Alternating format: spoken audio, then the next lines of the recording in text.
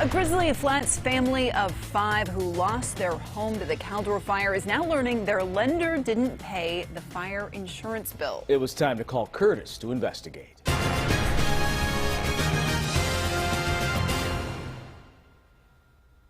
Well, they had an escrow account, but their loan was sold and the new mortgage company did not pay the bill to protect the home from a fire. So what now? This isn't okay. Rebecca Green's family of 5 homeless, piling into a friend's house. Her oldest son sleeping outside in a tent after losing their Grizzly Flats home to the Caldor Fire. Our house is gone. It's completely destroyed. There is nothing left. The evacuation chaotic, choosing what to grab. In that moment, you make the decision, well, you know, we're covered. We've done what we need to do. We've got insurance. We've got all that stuff. Get the family, get the pets, and get out. First, the shock of having everything gone. Then another blow. The fire insurance company rejected their claim over a lack of payment. A payment their lender was supposed to make from their escrow account. I don't understand how this happens. When they bought the house in 2019, regular homeowners insurance would not cover a wildfire. So they took out a separate fire policy, the insurance of last resort, called the FAIR Plan. The mortgage agreement called for the bank to collect both premiums as part of the family's monthly house payment.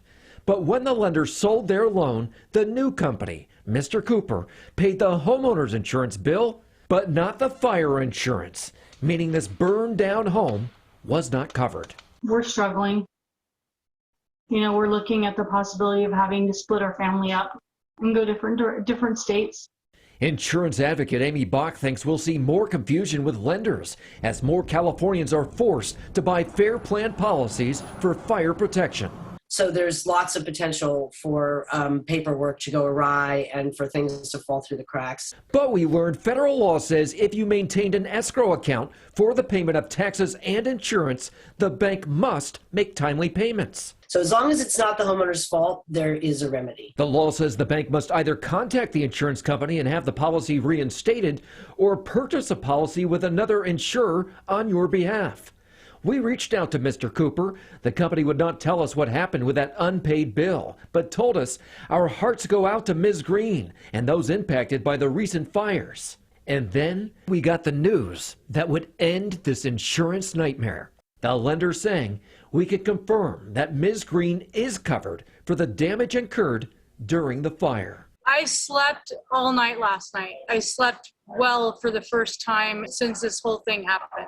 Now knowing they'll have a home as they rebuild their lives. I couldn't have done any of this without your help. Well, she says the FAIR Plan warned her last year the policy was not paid, and the notice was forwarded to Mr. Cooper to pay it. Now, Mr. Cooper has not confirmed they received that letter. The Greens now received their first insurance check to cover 6 months of rent, and they expect to trade that tent for a rental home within 2 weeks.